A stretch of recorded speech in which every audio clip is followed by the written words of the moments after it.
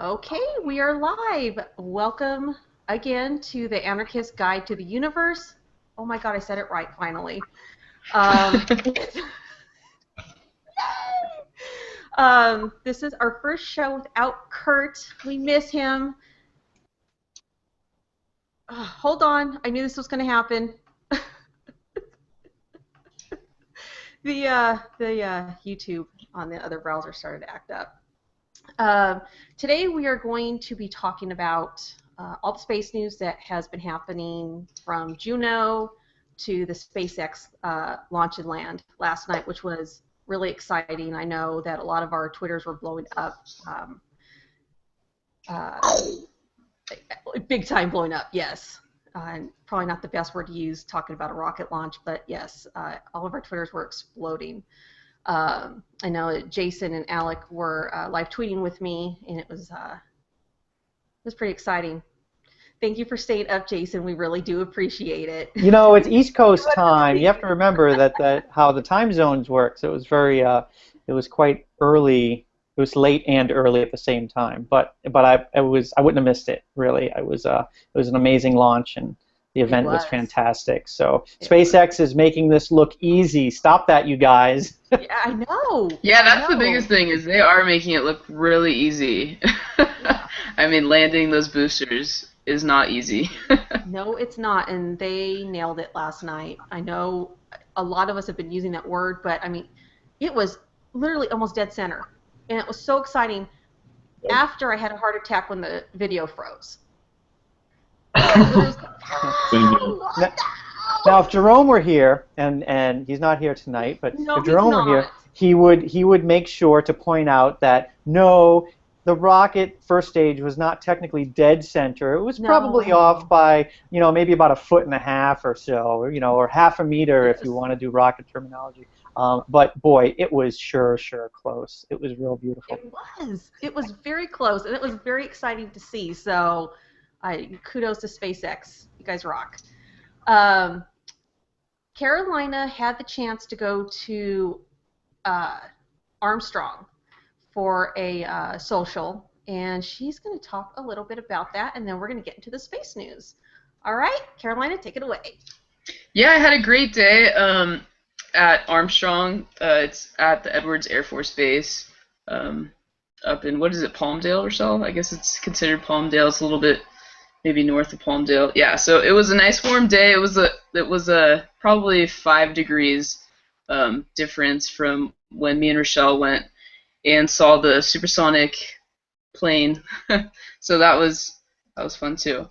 So I went to a media day for the Atom mission, which is the atmospheric tomography mission, and that is NASA's DC-8 flying laboratory. It's going to be taking measurements of the troposphere from, well, it's already flying right now. It started at the end of July, and it's going to be going through 2018. And it's going to be happening all 4 seasons in those 2 years.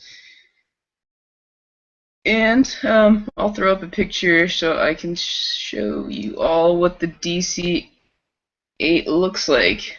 So you can see in this picture, hopefully you can still see that there's these instruments sticking out of the airplane windows.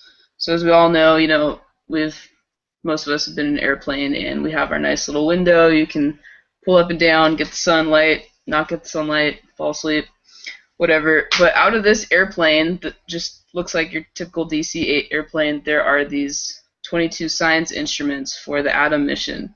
And they are basically going to be breathing in the air in the troposphere at different elevations from the top of the troposphere down to the bottom of the troposphere. And the goal is to measure the origins of ozone, known as O3, methane, known as CH4, and black carbon. Also to find out how these chemicals are transported and are moved through the troposphere.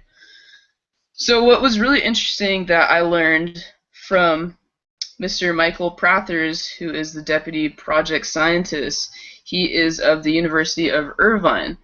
So the University of Irvine and Mr. Prathers had a huge contribution into this project because it is a grant given by NASA to a group of universities to do this project.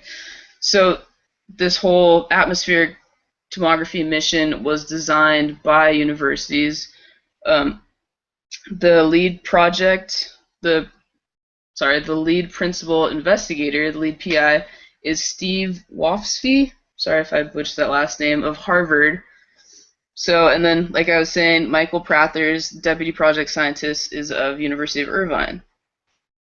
And so he spoke a lot about how they are going to be using this data obtained by the DC-8, collecting those air samples, and using it to compare the different advanced scientific models that we have of the chemistry of the atmosphere so far.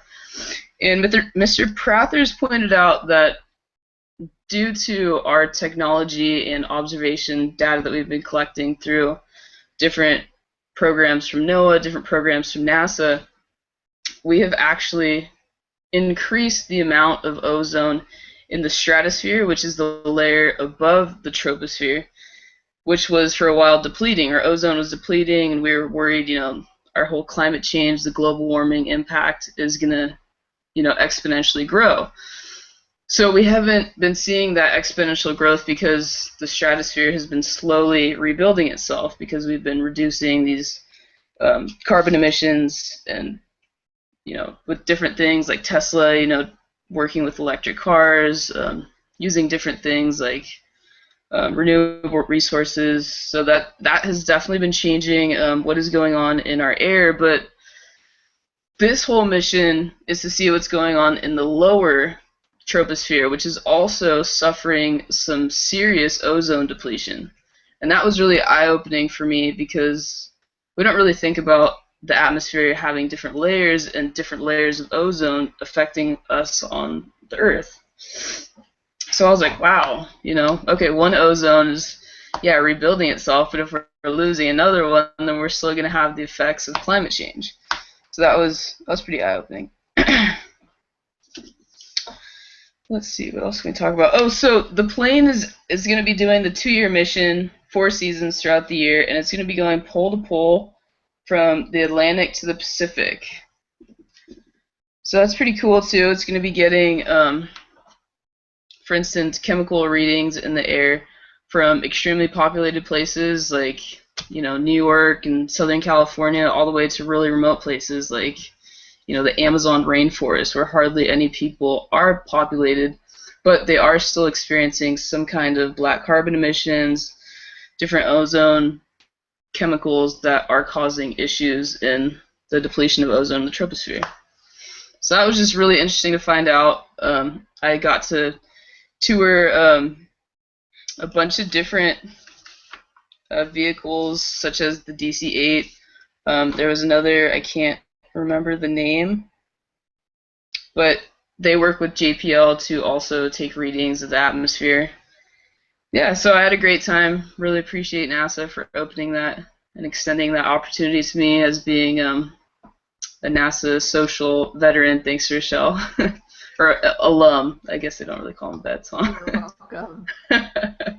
So yeah, that's a little bit about the ATOM mission. If you guys want to find out more, you can just go on NASA's website, and they'll have all the different data that they've been collecting. So yeah, check it out. How long were you there? How long did the event last? It was shorter than like your typical social, whereas like your social kind of starts from 8 in the morning, goes to like 3 or 4 in the afternoon. We got there around, I think, 9, left like about 1 o'clock at maybe 12:30. So yeah, we did kind of like a briefing, and then we did a small little tour. Look at you talking like a veteran. When the social started about 8, at about 4. Well, hey, being the one, I feel like. Well, since we're talking about socials, I think we should probably promote them. Yes, we should. Be a good thing. Go ahead, Carolina. Oh no, go for it. I definitely think that it has been an eye-opening experience for me, definitely. Yeah, it has been. They are a lot of fun. I know the one that you and I had went to for the sonic boom plane. I mean, that was amazing. I mean, everybody was there. I mean, the news outlets, they really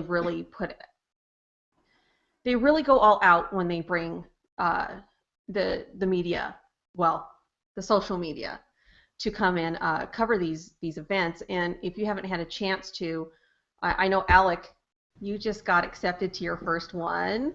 Very excited about. Yay! Which one is that, Alec? The Orion drop test up at NASA Langley in Virginia. Yeah. No way! That's gonna be so awesome. That's gonna be great. Yep. That's gonna be great. Yeah, And now totally. Heading out over there and on the 23rd, and the social cells on the 25th. Now that's gonna be in the pool. Is that correct? Yeah. Okay. Yeah, they're gonna be dropping the mock-up in the pool, and then provide tours of the facility and all that stuff. So. Yeah, and they've had to change that facility to add the pool, so it'll be an interesting walkthrough to see like what different innovations they've added to kind of meet the needs of Orion and such. Yeah. So. This is Yay for Alec. We're really excited about that. Yeah, I'm super excited for you. Yeah. When is that? Definitely. Did I miss that part? When is it again? August 25th, I believe. Okay. Last when I looked at the email. So yeah, I'm pretty sure it's the Thursday the 25th. Cool. All right. Yeah. So, Anyone who hasn't had a chance, I've gone to several. I've been a participant of several NASA socials. My first one was the STS-135 Atlantis launch, which was the last shuttle launch at Kennedy Space Center, and that was my first social. First time I saw a space shuttle launch, and it was phenomenal. I mean, that was like one of the biggest events that NASA's had in a long time. Just being the end of the mission, all of the media were there, so it was kind of like there was 150 of us, so that was a real big. Back then they called them tweet ups, but that was a real big event. And I can literally say it changed my life, and it drove me to do more of this. To do more blogging, to do more just getting involved on Facebook, on Twitter, just spreading the space news. So if anyone out there who wants to go on a NASA social, check out the social feed. They're on Twitter at NASA Social, or check out the website www.nasa.gov connect. I think it's nasa.gov/connect/social /index or something like that, but they'll list out what's coming up. Unfortunately, they don't go too far in advance. Usually only about a month and a half. But and the window to sign up is a small window. But check it out and apply. Just all I can say is apply. You won't be sorry. I can say that if you don't get picked the first or the second time, keep going. Yeah. You may be waitlisted. You may be waitlisted. You can come off the wait list. That does happen. Getting a letter back that says you're put on a wait list for an event does not guarantee that you're not going, because at the last minute people do drop out for various reasons. I've done it myself. So they go right to the list and they put you on. So just be ready, and you may have a slot that's got your name on it. I'm sorry, just really quick. That's actually how Alec got into this one. We're all really trying to talk about this. That's actually how Alec got into this one. He was waitlisted. Mm-hmm. And then I know you were so bummed, and I felt really bad. And it was the next day, you got the email saying that you were accepted. 1 or 2 days later. Yeah, and it was exciting, definitely. So very much looking forward to heading up there. Yeah, I was gonna say too. Literally the morning before I was supposed to be at the Atom event at Armstrong for July 7th, I had gotten the email like, "Hey, did you still want to come?" And I was like, "Hell yeah!" So definitely got to be a little flexible, but when you have the opportunity, jump on it. Well, you also had the convenience of being able to drive there from where you are. I mean, that's true. That's true. Yes, that's very true. The closest facilities where I am are Kennedy down in Florida, and then Marshall over in Alabama. Anything else is like a 15-20 hour drive. Where are you, Alec? Or more. I'm in Atlanta, the Atlanta area. Okay. So, I mean, you can get to Virginia. But Yeah, it costs a little money to California. fly on the airplane and whatnot, definitely. Yeah, I mean, it is a bit of a it is a bit of a personal investment, but you know, Yeah. it's you could do something like that, or you can go on a boring vacation that no one cares about, or you can come back with Yeah. pictures of like rocket ships and rocket launches and space missions Yep. and see things that you know you literally can't see anywhere else in the world. So you know, to me, it's like the best vacation that you can sign yourself up for because you're going to see these Literally, things. literally, you get tons of NASA swag, which is hands down my favorite part. Like, you Oh get these little gosh, NASA pins. I've got Me and Rochelle got like 2 books when we went. Yeah, I've I got mean, Oh, those books piles are so great. of stickers. I've got so exactly, many yeah, the stickers. stickers. The stickers. I mean, you could share some of those stickers with me, Jason. Yeah, And so that's almost all of the NASA centers do have a lovely gift shop that they are more than willing to have you exit through. And I mean, you could do some, you know, bring your credit card. You could do some damage in there. It's a lot of fun. I mean, if you really want to do some damage, you can even buy like flight suits and Oh, yeah. flight jackets and And yeah. you get So you get cool it's a stuff really like this. special You know, opportunity. you get a name tag that you can keep, and you know, just hang around your room and put on your laptops, and you know, I mean, they do an amazing job, and this is a shout out to the to all of the organizers and the programmers at all of the various NASA facilities and at headquarters as well. They do a fantastic job making sure that you know a large group or a small group or whatever of people is taken care of, moved from place to place, and people are ready and waiting for them and you know ready to show them the facilities. You know, there's a small time of getting things done, and there's very little of that time is wasted. You see a lot of things in a very short period of time. Yeah, it's a very special Thank you. opportunity. So It really is. So do it. If you think you want to, just do it. Yeah, Oh, definitely. yeah. Yeah. And my dog's going to start barking. Oh, Ozzy. So, Alex, I got to mute the. Why don't you talk about Expedition 48? Okay. That sounds Okay. like a good segue.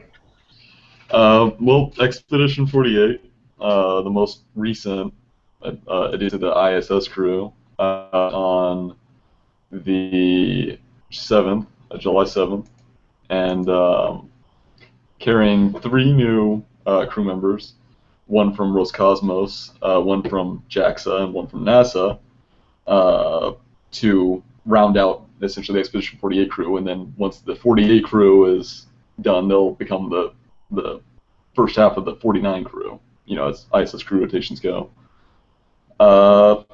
This is it's Kate Rubin's first flight, and she's been performing a lot of interesting biological experiments and things like that. You know, since she began her time on the space station. So docking was on the 9th, 2 days after launch, and that was, I believe, it was the first flight of the Soyuz MS-01, the Soyuz MS variant, you know, MS-01. So the previous one, and I guess the previous crew, you know, the initial Expedition 48 crew, were brought up on the last TMAM vehicle. So that's, you know, that essentially rounds it out for the 48's arrival and everything, and then there will be there's an upcoming EVA to install the IDA carried up by CRS-9 on, I believe, August 19th. That'll be carried out by Jeff Williams and Kate Rubins, the 2 American crew members on board right now. All right, very cool. So, I really don't have much to add to the Expedition 48. Was Jason, Carolina? You can definitely go follow Jeff Williams at Astro Timeskeep. What was it again? Yeah, go follow Jeff Williams. He posts lots of really cool stuff from ISS. I always love looking on his feed, so he's awesome. Thanks, Jeff. Yeah. he's Astro_Jeff. Yeah, Astro. Oh, okay. Yeah. Okay, that one. My bad. And God, you sound like me. I swear it was like Astro Timepiece or Timekeep, but that's probably someone else. Another astronaut.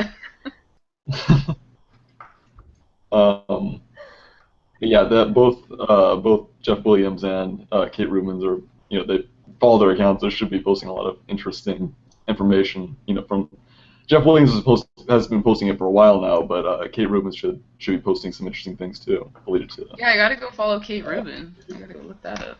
And you gotta follow Jeff Williams because Williams. Come on now. I'll get to it. Oh, see, I'm already What? following her. What? I'm already following her. Okay, good. I totally forgot. The next thing, and for me, this is, it was rough for me. I actually cried when they shut Philae off on July 27th. And I got my little Philae plushie back there. And I was very, very sad. But they had to turn him off because they just have not been able to establish connection with him again.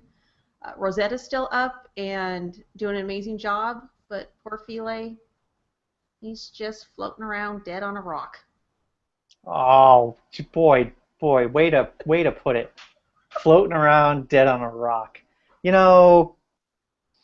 Yeah, well, all right. So. He's just out of service currently. Yeah, I mean. He's taking a nap. He's sleeping. No, he is Sometimes not we're late sleeping. from napping. Yeah. He's sleeping. Maybe we'll be able to put. Hey, he's sleeping. He's sleeping with the fishes, you know, No. sleeping with the comet. Hey. Yeah, manja, You know exactly. manja. Sleeping with the asteroids. Oh my gosh. But He's in the asteroid field, He's sleeping with the asteroids. you know, I mean, technically, Philae Philae wasn't shut down itself. It was the electrical processing unit on Rosetta that was shut off to save or to conserve some energy. You know, these precious few last watts that they have. And that the only thing that electrical unit had left to do was to potentially communicate with Philae, and we haven't heard anything back from the lander since July of 2015. So Rosetta itself is going to be nearing the end of its mission, and with a controlled landing. Technically a crash landing on September 30th. So in order to maintain that last little bit of power, they did shut off that communications unit. So, you can look at it this way. Eventually, Rosetta and Philae will be together again on the comet and traveling around the sun together. So that's a little bit nice. Yeah. Dead. They're dead. Aren't we all? They can be buried next to each other at least on their comets, okay? Yeah. I mean, Are they using RTGs on them? Or is that why are we not using RTGs on those? No, is that they're why we solar were losing powered. power?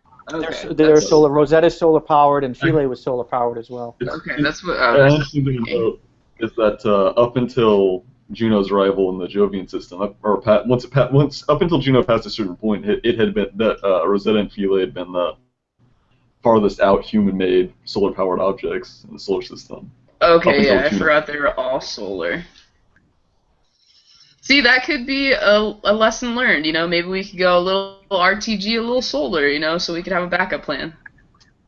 We need a backup plan so we don't have... Yeah, hey, I mean, we live and we learn, right, JPL?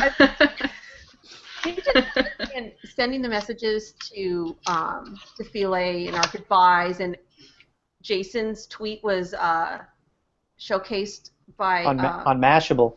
Yeah, so that was pretty cool.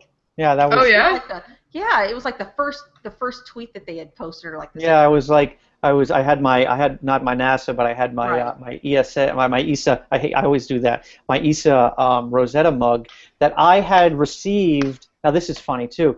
I had received like a little swag package from ESA. I want to say oh boy, probably in 2010. Um, Probably in 2010, maybe even earlier. I had won a contest on Twitter or online or somewhere else that I could have actually gone to Germany and participate in an event at ESA for the whole Rosetta thing. Unfortunately, I didn't have an active passport at the time, so I wasn't going to be able to get it in time to go over there. So I said, you know what, give it to somebody who can go. So they did. They gave it to somebody else, but the whoever was directing that over there, the PR director, he sent me a package of stuff, and so it was pretty cool. I did, yeah, I got a Rosetta cap, and I got a mug and a pin, and all this other stuff. And that was before I knew that much about the mission.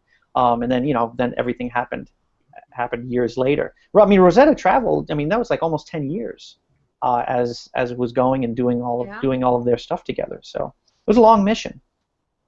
It was, and there is a really good video on YouTube called Ambition that it talks about before I think it was when it was in development to really promote Philae and Rosetta.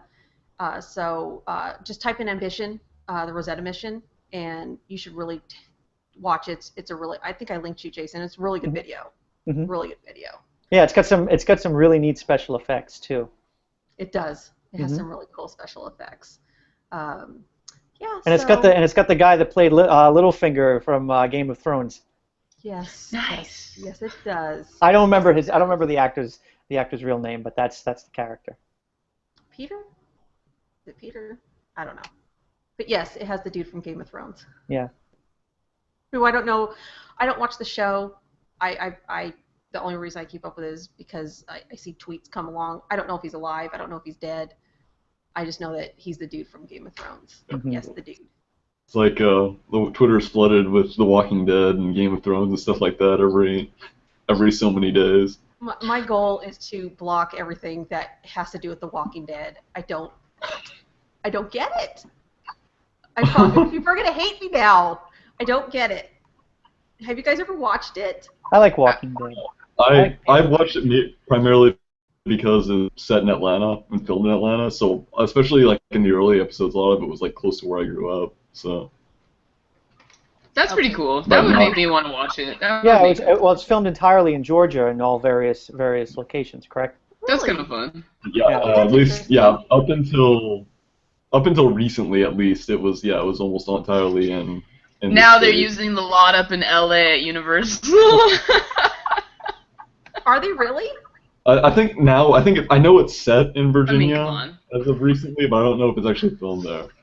I mean, come on. They filmed Stranger Things in Georgia, I believe. And that was a bit of an internet sensation over the past month or so, which is actually a very cool Netflix show. I can vouch for that, but I'm a child of the '80s, so I appreciated all of the references that the series had. But I think that was also all filmed in Georgia. I really need to give that show a chance. It's super cool.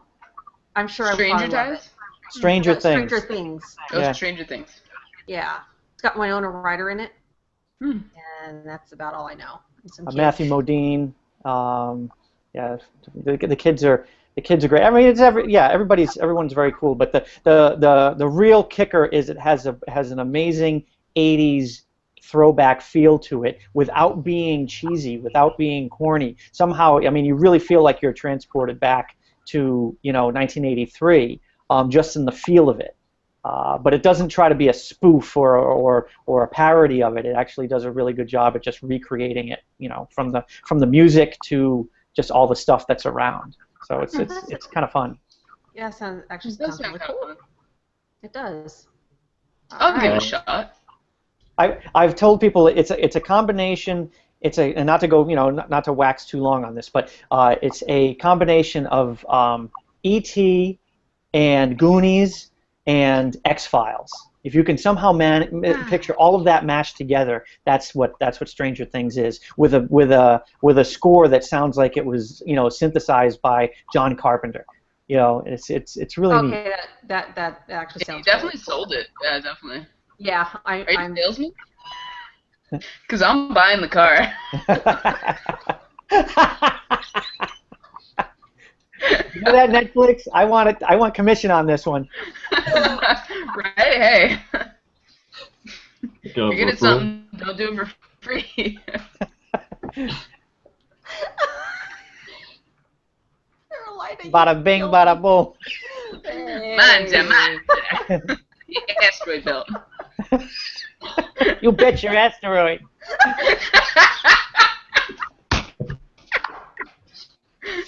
Take it easy on the asteroids. Don't make me work on my asteroid belt on. Okay. Oh boy. Anywho. Well, Yeah. on that note, Join us Love you after the guys. break when we talk about. The Kuiper belt.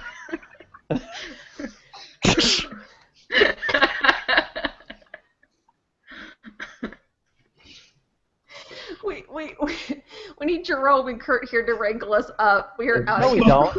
We don't need them. Look, look what we've done. Okay. I So, think next up we had Juno. Juno, yes. Yes, let's talk about Our Lady. Yes. Our Lady in the limelight. So Juno went to check on her husband, who's been hanging around with his mistresses up in the universe. NASA, thanks to Jason, he gave me the date. It was August 11th? No, 27th. When was it? Jesus. Oh, When well, did it- when did it- Juno when did it take launched. off? Juno launched did on it- August yeah. 5th, 2011. 5th. Okay, 2011. Okay, you got my numbers all mixed up. Yeah, Yeah. I remember that. I remember that exquisitely. It was a wonderful launch. Yeah, I did watch. And That smile. yeah, He was one of my favorites. It was. It was. then Um, And then Juno arrived in orbit Yes. finally. 5 Right. years July, later. yep. Yeah. Okay. Okay. July Go ahead. 4th. Yep. July 4th. See? Oh! Yeah. Very good. Did we I do a knew that flyby one. of the Earth Yes. and Yeah. test Yep. the instruments? 2013. Did we fly by any other planets too? I can't remember. No. No, just Earth. Okay. No. It Yeah. was a. I think it was October 2013. Yeah, Did yeah. Earth was- flyby? And it was a real I mean, it was actually a pretty close flyby. But there was a chance to test some of the instruments, test out JunoCam. In fact, if you look up some of those videos, there was some really neat flyby videos that were assembled from JunoCam. And I think one of the one of the ways that they marketed or headlined that particular event was, this is what it would look like for the Enterprise returning back to Earth, because you had this tiny Earth looming or growing in the view screen window, so it really gave a neat impression of what it would be like to return to Earth from an interplanetary mission. So that was really cool. Look that up. That does sound pretty cool. Yeah, it does sound very cool. Oh yeah. You're riding the car, right, Carolina? Yeah, sure, you betcha. But yeah, so Juno is now within its first what is it, a 57 day long orbit. So it's still working on that very first orbit. It's going to do I think it's going to do what, 2 of those before it starts to burn down and get into a tight orbit. yeah, the next perhaps this When with is it supposed to dip in to the atmosphere, or has it already? That's No, the one no. thing I don't know. That's at the end of the mission. I think that's at the end of the mission when it's deorbited. Yeah. So it's going to do I want to didn't say realize 37. It's going to do 37 tight polar orbits, and then after that they'll evaluate. I don't know if they'll add orbits or possibly even remove them, depending on how the spacecraft is doing. But the end of the mission is planned to be a dive into Jupiter's atmosphere. I think the next periapsis will be the 27th. So they've been talking about some good photos and data and all that from the first real close pass with the instruments on, since most of them were shut off for JOI. Yeah, I haven't seen any good images yet. Have you guys? Um, There's been some raw images put up on the JunoCam site. There has. They're pretty far out because Oh, okay, they're still yeah, far the out ones. spacecraft is still pretty far out.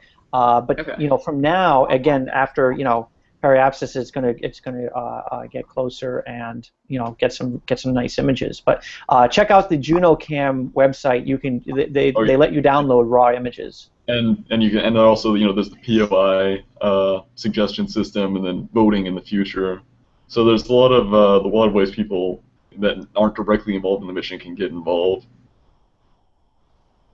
So Sorry, repeat what you just said, Alex. There's what did you just say? there's a point of interest system on the Juno website where you will, I think there's a topographical map of Jupiter, and then you pick anything that sounds interesting to you, write a justification, and then it might be approved. And if it's approved, in the future it'll be voted on in terms of priority for JunoCam's imaging targets over the course of the mission. Yeah, that is a fun interactive way you can kind of see an area you want to explore, make a reality. I'm assuming they're going to give you know, priority to schools and stuff for that. I mean, I'm just taking a guess. Yeah, it's I don't know how the voting will be conducted. I think they said that it would start in November of this year, but the POI suggestion system's already open, and I think anyone that creates an account can go ahead and find something they're interested in and write and submit one. Very cool, very cool. Yeah, that would be super cool to say, hey, I got one of my imaging recommendations approved and taken care of by Juno. That'd be neat. A little piece of the mission. Yeah, put that on your resume. Yeah, that's what's so awesome about NASA is it really is our space program if you want it to be. You know, like we do pay tax dollars on it, and they do make it a publicly, you know, interactive, you know, organization. Like we're just saying right now, like you can choose to, Aussie, choose to see a different part of Jupiter if you choose to take that into your own hands. Sorry, I had to make Ozzy a star for a second. He always looks like such a princess when he's on your lap. I love it. Yeah, don't let that fool you. He's a little heathen. He's not. He just does this little face like. Yeah, don't let that fool you. Do not let that fool you. Sorry, I was reading something about the Perseids. I wanted to ask a question, see if anybody can answer it when we do talk about it. I had to look that up really quick. I really didn't get to hear too much. Yes, they radiate from Perseus. Yeah. I'm just kidding. Yeah. I think regarding, I think that's. Dare you. See if I take you over to Vandenberg, dare you. I just want to be funny. Yeah, you're funny, I know. At my expense, how dare you. Okay, I'm sorry, Alec, go ahead. You're talking. I think that's essentially the long and short of Juno up to now. But yeah, I mean, there should be a lot, you know, be on the lookout for a lot of interesting stuff as we approach the 27th and afterwards, with as far as pictures and information goes. So Juno, that's definitely an account to watch on Twitter and elsewhere. I guess up next, CRS-9? The SpaceX's most recent resupply at the ISS, resupply launch. You mean this morning's launch? Last night's launch? No. No, you're talking about the resupply. That's right. This morning's was the CRS-9. Yeah, the one right before it. Mm-hmm.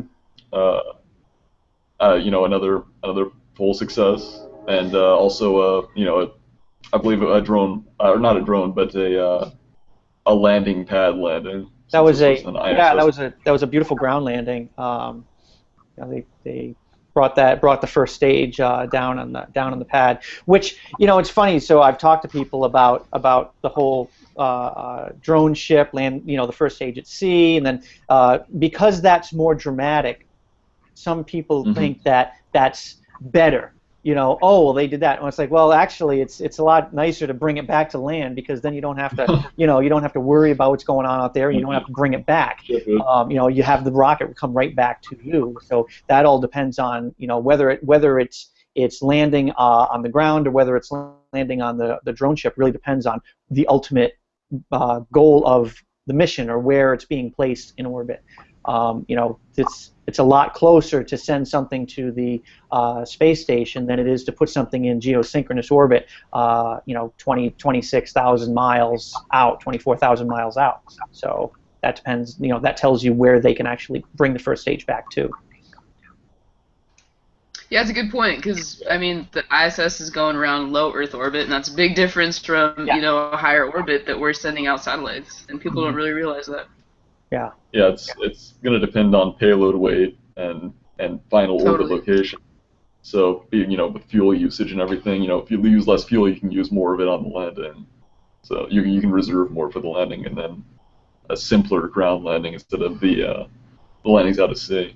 Well, plus it all depends on, you know, where the arc of the arc of the launch is going to, you know. Yeah, with the azimuth. The Zenith.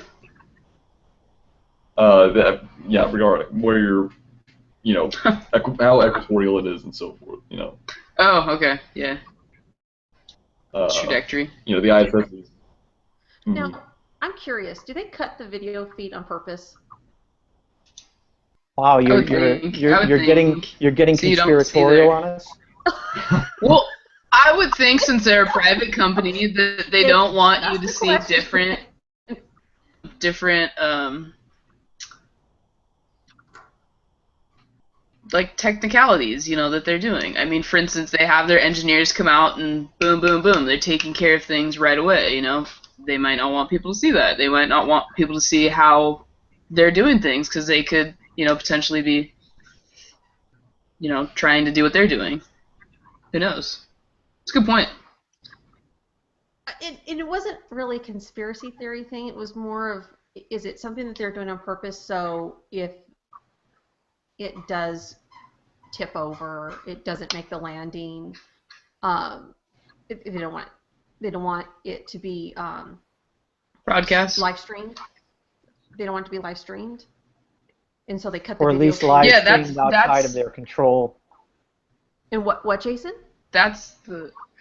Well, at least live streamed outside of their control. Usually, even if stuff doesn't work out, eventually that video does surface of whatever happened. But if it's live streamed, people are going to be running with it, you know, before anybody at SpaceX can even, you know, start to figure out what actually all happened. Well, and that's the advantage that, like, a private company, for instance, like SpaceX, has in creating these, you know, innovations. And I mean, they can, you know, innovate past, you know, NASA just exponentially, because they don't have to be, you know, a transparent company. They, you know, don't have to have everything available for the public. Right. They can have the public see what they want. So, I mean, NASA is not really that fortunate. Every test they do, they have to make sure that they don't screw up that test, and that test is going to be 110% success, so that the mission can keep moving. They have to test the test to make sure the test doesn't fail. So at the same time, SpaceX is trying to they're trying to make commercial contracts, which NASA isn't trying to do. It's, you know, if your launch doesn't work out, that's going to affect, you know, how your potential buyers are going to be interested, you know, in coming and signing up for stuff. So, you know, you want to be able to have some kind of a damage control situation before the internet runs with, oh my God, look what happened. But at the same time, totally. SpaceX they're not going to have that issue, even if they have a landing that's not successful. They're not going to have a situation where somebody's going to come in and say, you know, I don't want to do business with them, because they know how successful SpaceX is. Well, all these landings have been tests still. Like, they still call these test landings, experimental landings. So they're still in the, you know, I don't know when they actually will break out of that, and now it's like, you know, not an experiment. Maybe, you know, who knows? Maybe never. But, you know, these are all experimental. So it's kind of like, hey, you know, it won't affect the mission. We're still deploying. We're still, the payload is still safe. Nothing happens out of the ordinary until after the experiment doesn't begin until after first stage separation, and now, you know, you're safe, and we're going to do what we're going to do on our end. So that's, you know, that's cool. Yeah, totally. I mean, they're trying to compete at a whole nother level, so Right. they need that edge to their game. But And they're Elon launching a definitely lot. brings that edge. They're doing a lot of launching, which is really Yeah, interesting. Which is like, like I said, CRS just happened, and then just a few weeks later they're doing a launch. So I mean, they're busy. yeah, They're couple times a month. and that's where they want to Yeah, be. If anything, they're going to be doing more and more as they're able to recycle these they're able to recycle these engines in first stages. yeah, Okay, and if so anything, they'll just expand their facilities and be able to get more rockets going, and their growth can keep expanding. they're It's a going good to outlook. be launching and landing one of their rockets that they already did this with in what, September? No, The October? first launch of the refurb first stage, I'm not 100% sure when that launch is going to be or what the payload is.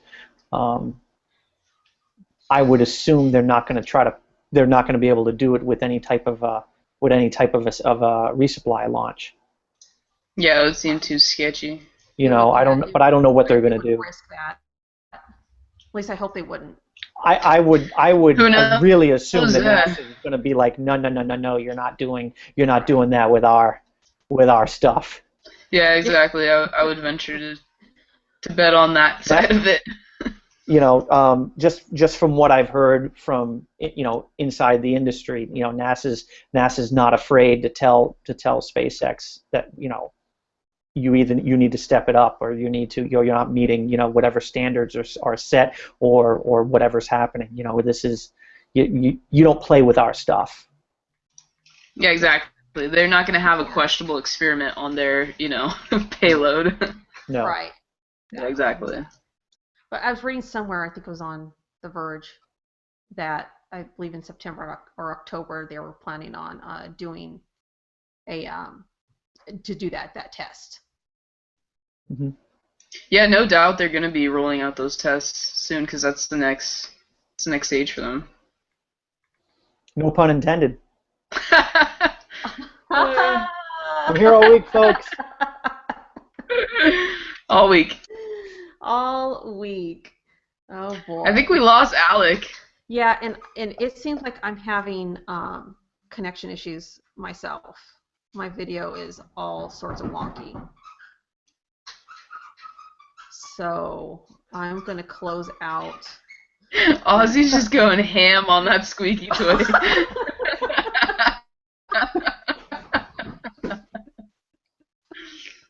Oh, that's funny. Ocean just commented just commented on yeah, he's showing off for you guys. She just commented Totally. that it's going to be a test without paying client. So Okay. thank you, Ocean. That. What was that again? Okay, I'm sorry. I'm gonna have to. It's going to be a test It's without a okay. paying client. Oh, okay. Maybe I was looking Okay. up the same thing. Beat you to it. Yeah, she did. My connection is really shoddy right now. So if you lose me, you know why. I had a I don't know what's going on. Anyways, Don't go. so no, I'm not going. I'm not going. I'm gonna try not to. I had to plug in because the battery was dying. I forgot to plug in before, so it's my fault. It's human error. Shocker. Okay, so other news: the Perseids. Did you guys go out and look at them? I did get to see it's hazy. It's incredibly humid on the East Coast in New England here. This I mean, this whole month has been sickly hot. But it cleared just enough to be able to actually make out some stars, some of the brightest ones. So I was able to spot about 20 Perseids within the span of about 50 minutes to an hour on the morning of the peak on Friday.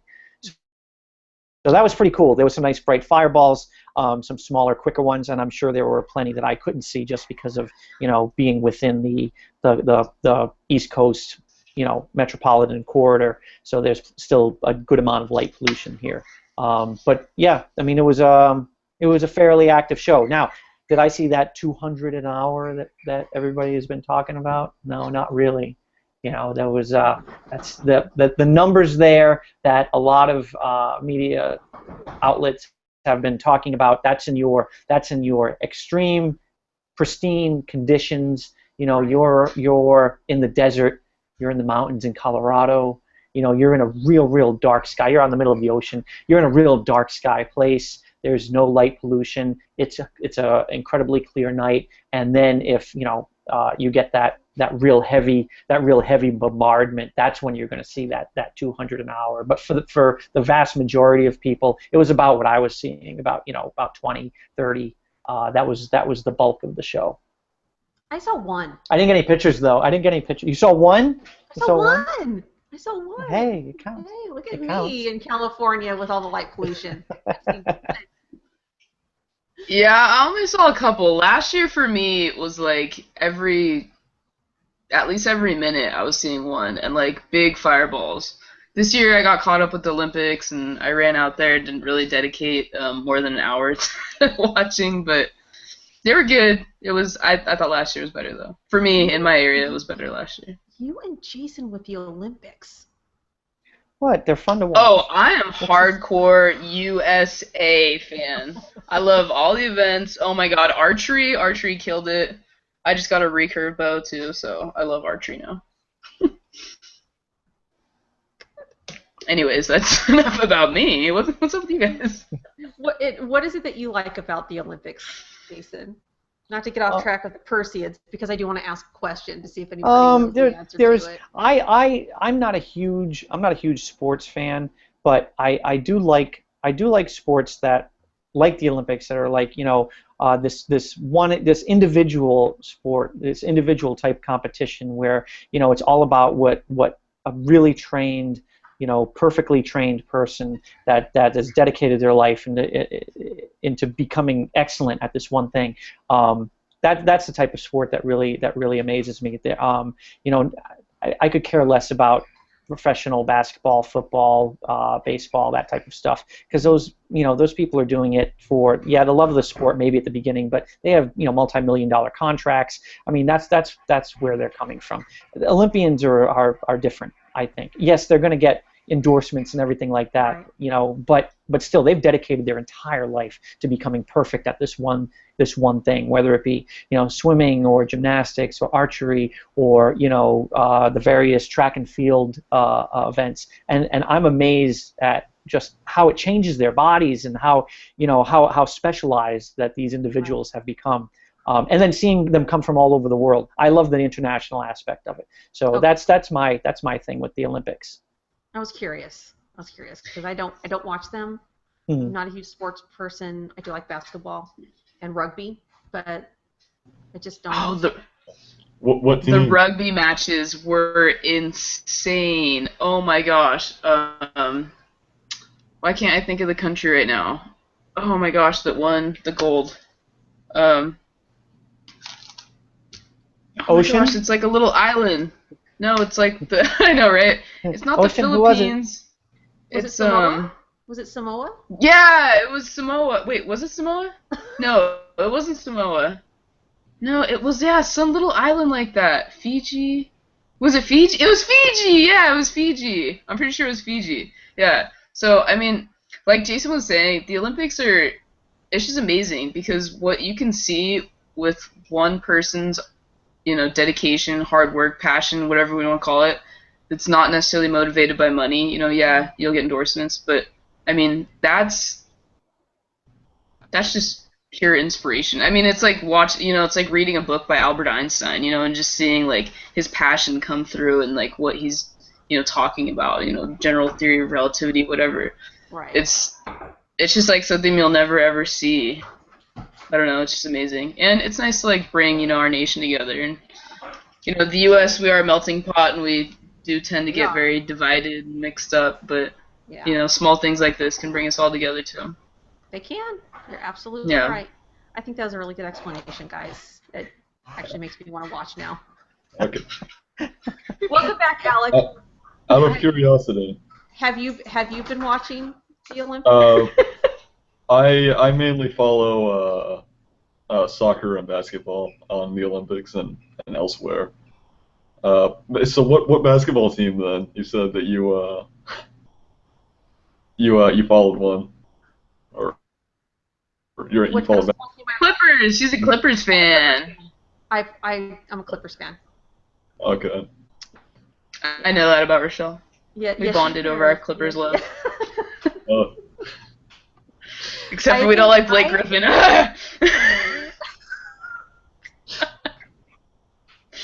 Sorry, everyone.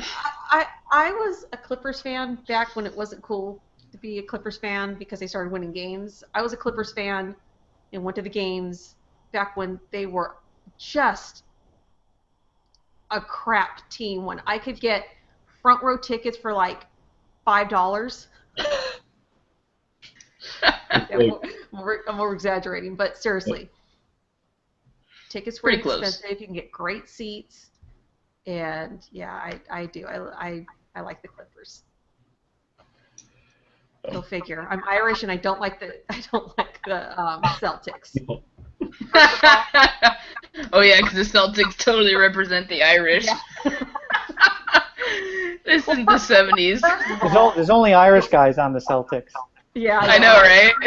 First of all, it's not pronounced. It bugs me that it's not pronounced right. I hate that. It's Celtics, not Celtics. Bastards. I know.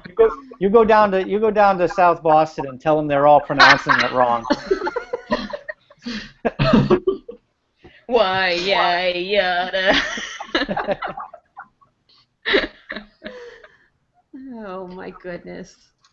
I like how we got talking about some sports. That was kind of fun. I used to have my own rugby ball. It was. Oh wow. No, I did, and it was the one from Wales. It was for the Wales team. Don't ask me what the name of the team is. I know the All Blacks. I haven't watched rugby in a while. Yeah, those guys are insane. Really bad feedback. I'm getting some really gnarly feedback. Anything now?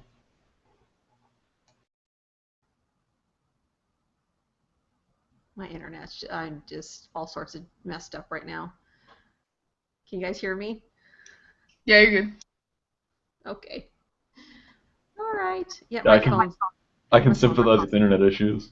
Yeah, I'm actually having internet issues right now.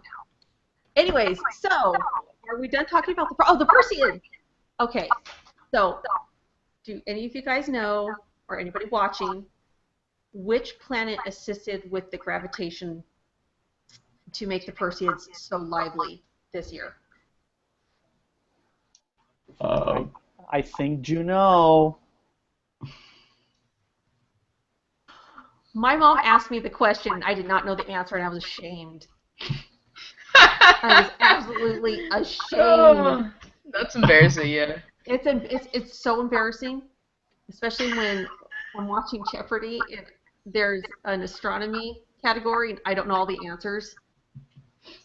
It's Jeopardy, though. Well, we'll give you a break. I mean, really, you have to be, like, doctorate degree, like, but, like, also, like, just insane genius to, like, really do well.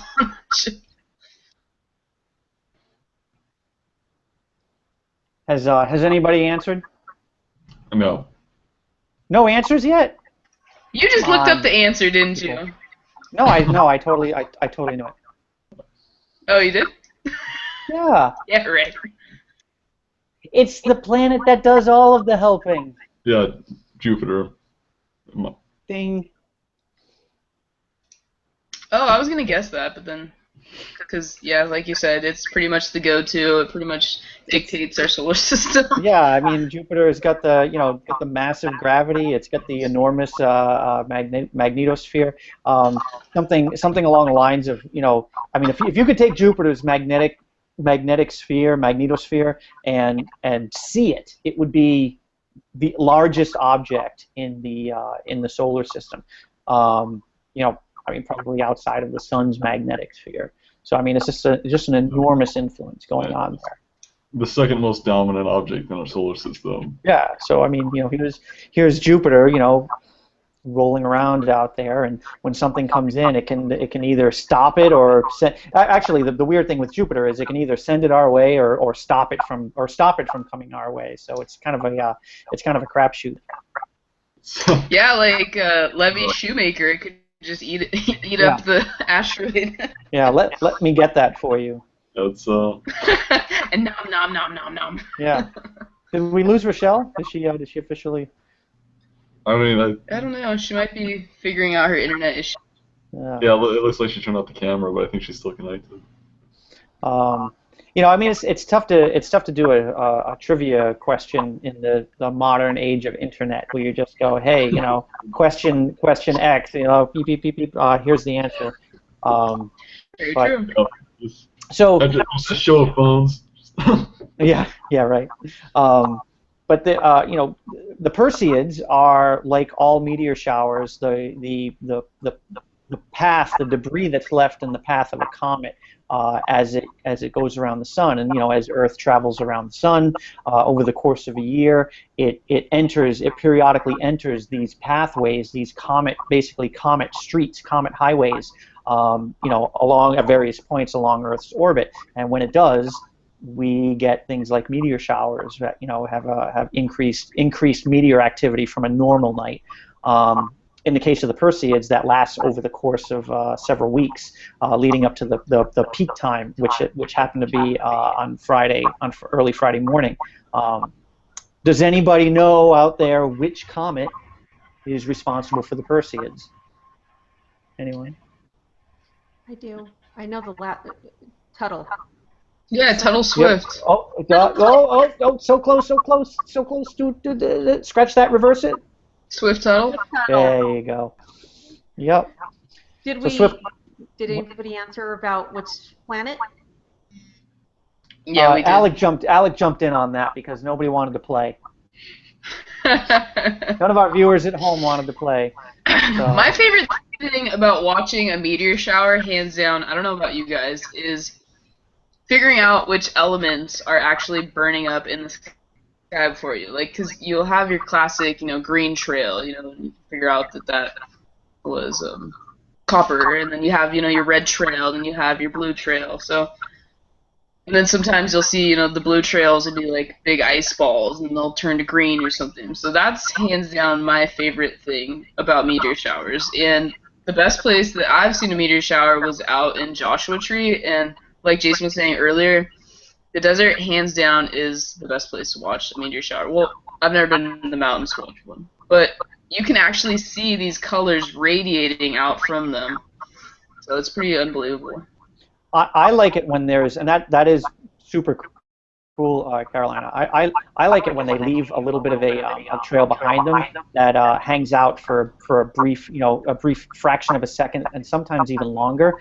They call it a persistent trail, and it just kind of it's basically like the wake as it's dissipating.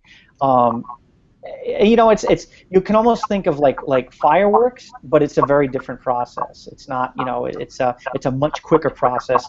You're talking about something that's happening 50 or 60 miles up.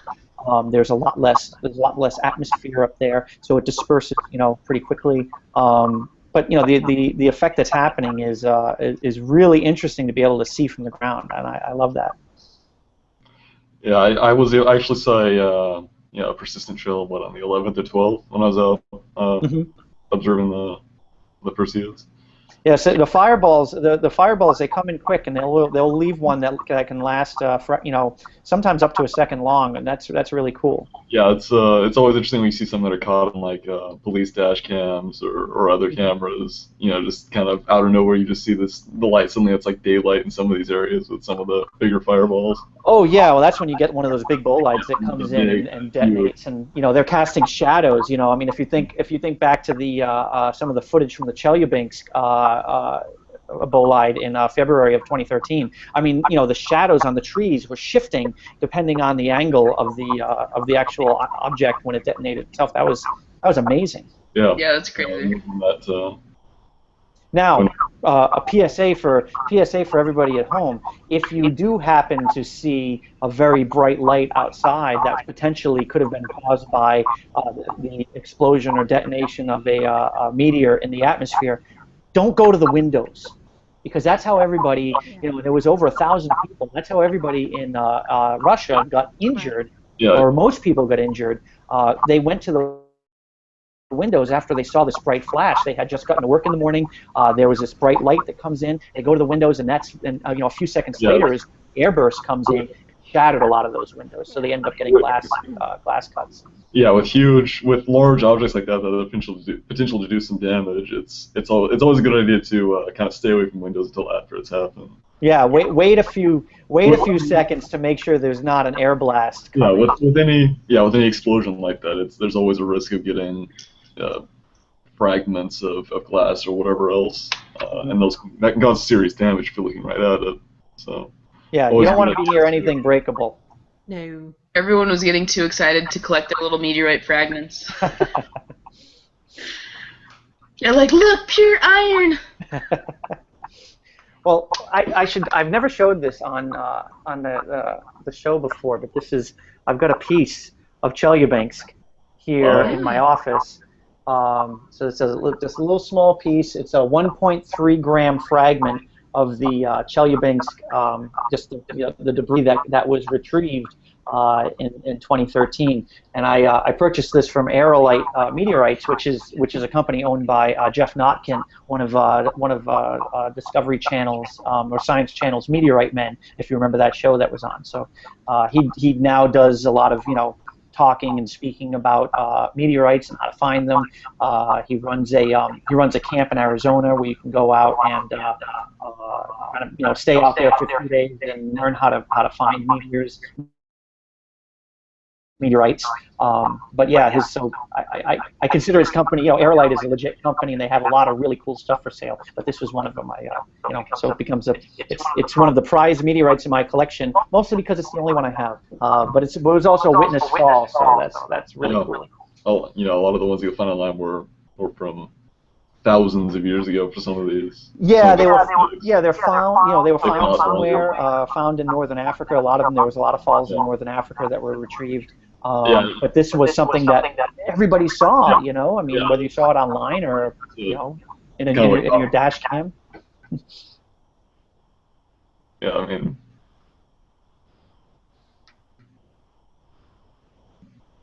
Did he freeze? I think he froze. No, I just shut up for a minute. Oh, I was like, it just got real quiet. That was so funny. Yeah. I think he froze. Yeah, as far as those sorts of objects go, my personal, as far as like getting little space objects, one of my favorite things are getting the coins that have, parts of these missions kind of melted into them. So that's kind of my personal hobby, that and mission patches. So when they do like flying metal. Mm-hmm. Yeah, I have one from Apollo 17 that has a little piece of a ring binder that was in the lunar module that was melted down. Nice. So, since that was actually on the lunar surface, that's definitely... That's pretty cool. Yeah. That is really cool, Alec. Awesome. Yeah, it's melted. Yeah, I can show it. Yeah, I can actually just grab it real quick. It's right, like, 10 feet from me. Yeah, go get it. I like that idea. What do I have around me that I can show and tell? While he is Ryan, who's one of our viewers, I have the Martian. He pointed out that Swift Tuttle was discovered in 1862. No one's listening to me. I'm listening. Oh, it's listening. And who was it discovered by? Swift and Tuttle.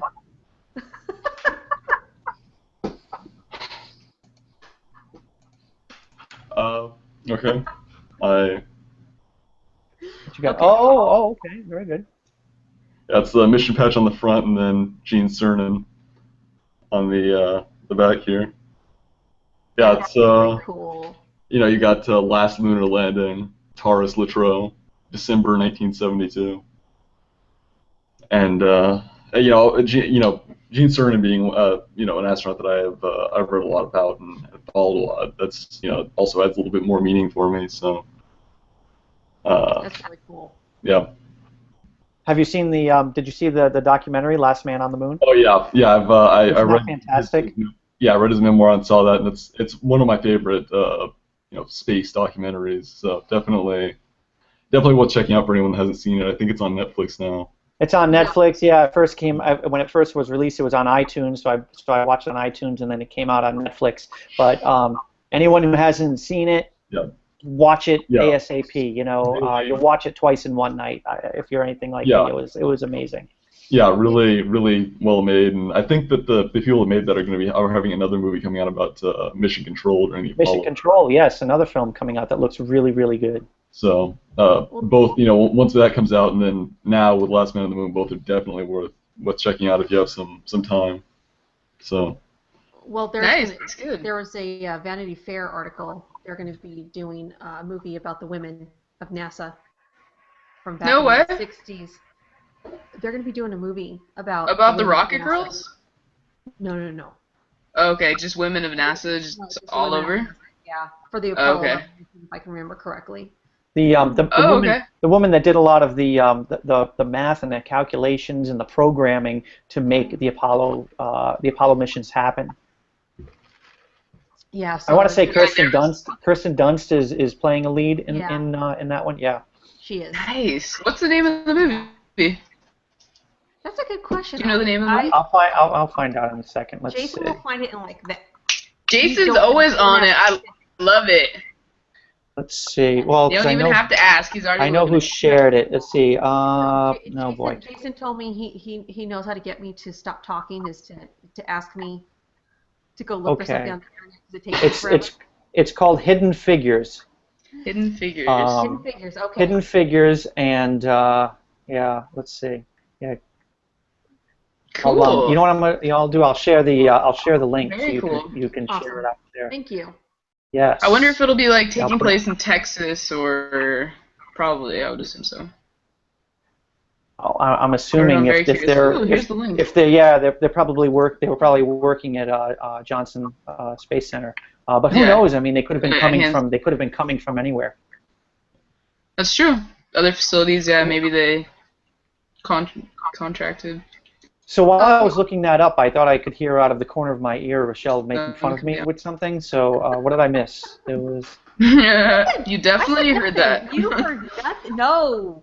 Hmm. Ooh, I didn't do that. I I would didn't say never do anything. that. I'm an angel. An angel. Did we miss anything, Alec?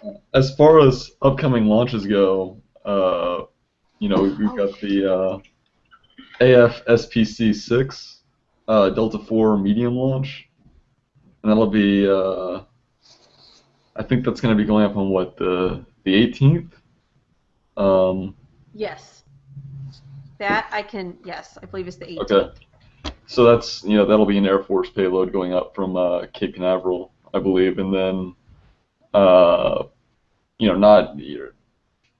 are going to be launches in between this and the next thing, but OSIRIS-REx is going to be launching in September, I think, on the 8th, on top of Atlas V. So two launches to kind of to keep an eye on, especially OSIRIS-REx with its long-term mission. Especially Osiris, if the three of us get invited. Yeah. I think we all got our names in the hat on did. for that one. Yep. So that'll be awesome. I think they're picking 100 people for this one too, They which are. is recently I've seen a lot of 50 and 25, so this is kind of one of the larger ones. Mm-hmm. Yeah. It is. That's cool. That'll Where's be a that cool taking event. place? That's at Kennedy. That'll launch from Cape Canaveral. Cape Canaveral Nice, Air Force nice. Stations. ULA's got their complex over there. Yeah. But because it's a NASA mission, then whoever is in for the social will get basically the NASA VIP treatment, which is always cool because we get to see what's going on over at Kennedy, especially with some of the ground ops support for SLS coming up because they've been working harder and harder on that. So if I get in, or if Rochelle gets in, or if Alec gets in, or if all three of us get in, along with 97 other people, we'll be able to see what's going on in the VAB, prepping for SLS. They've been doing a lot of work in there. Which would be really cool. Yes. Yeah. When's the next launch for SLS? Aren't we coming up for another test at the end of the year? I think 2018 was when EM1 is supposed to go up. No? Oh, okay. If that actually happens on time, then yeah, 2018. If I thought I heard if it's over something budget, earlier, though. no. Well, I just now, did this program with NASA, so we were talking about SLS, and I had there was a engineers make-believe date that said 2017 at one point. End of 2017. They were saying at one point, but that moved past that quite some time ago. So whether or not it actually stays in 2018 remains to be seen. Yeah, if it does, 2018 would be a pretty busy year between CST-100 and Dragon V2 and all that, presumably having their first astronaut, the first astronaut carrying the first astronaut to the International Space Station. In that year as well. I think all that's slated for at various points of 2018. It's going to be an interesting next few years. It is. Have you guys heard about the Mars 1 mission? Yeah. That's an enthusiastic concept. That's what I was thinking. and that's really probably all it'll ever be, is an enthusiastic concept.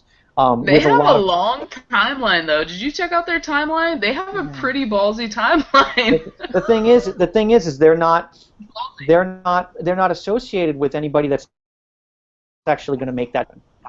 Yeah. So right now they have a timeline.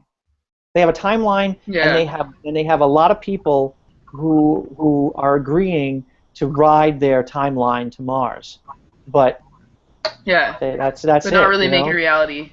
They don't have any hardware. They don't have any testing. They don't have any of that stuff. So without that, you don't have Mars 1. You have an idea. I forgot how I landed upon that. I think it was on Twitter somehow, and I was like, interesting concept over here.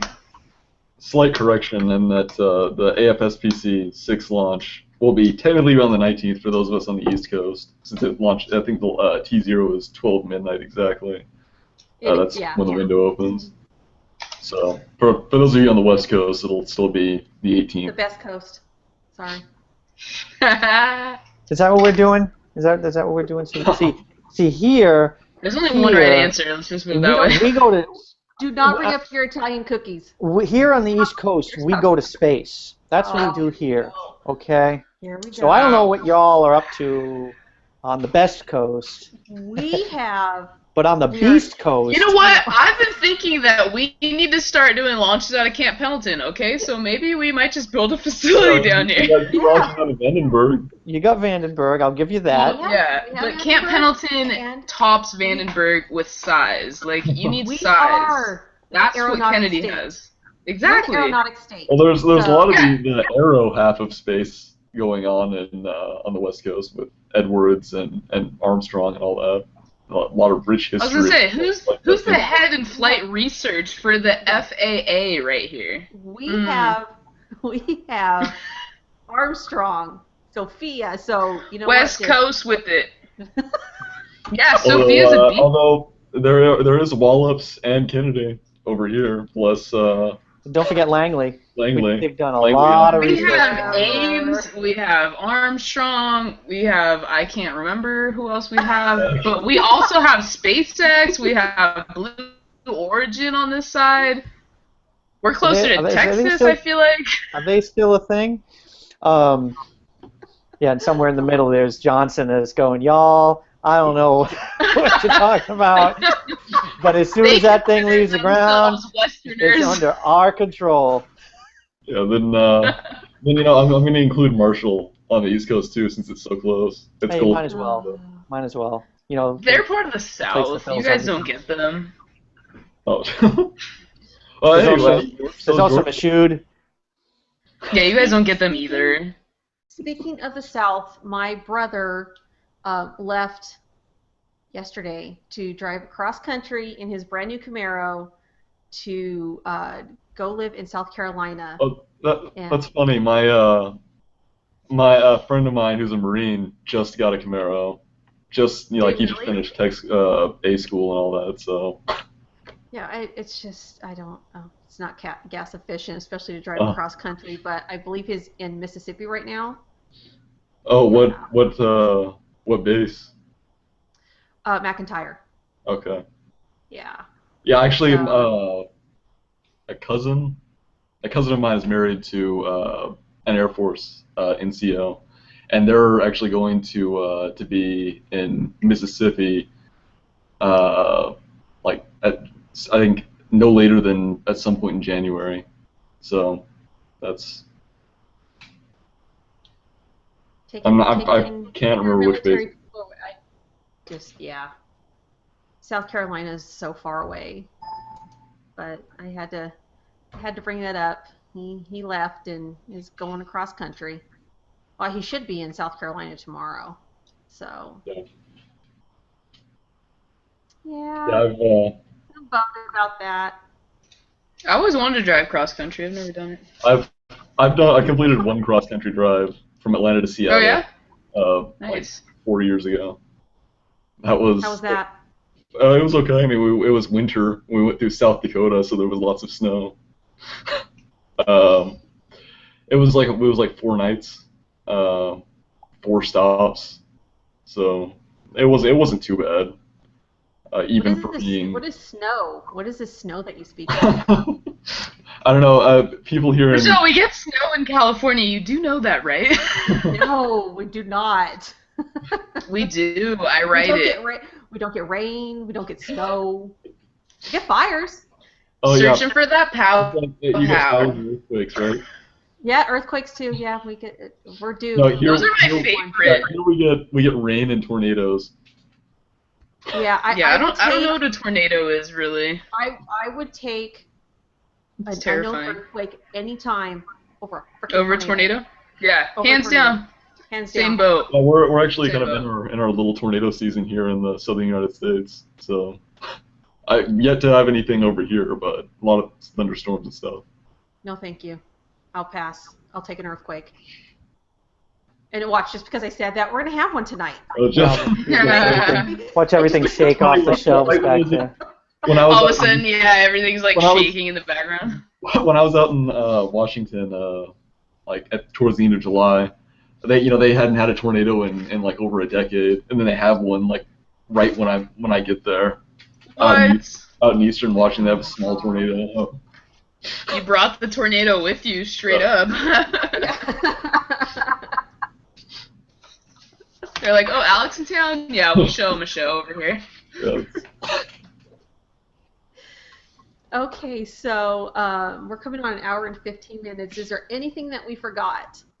We got the upcoming launches and everything. Is there anything else that's coming up that merits? That you guys can think of? Anything we missed for the people who are still watching, all 3 of you? Like I said, Osiris Rex is certainly something to look forward to, both as a mission and for anyone that put in a NASA social application. Right.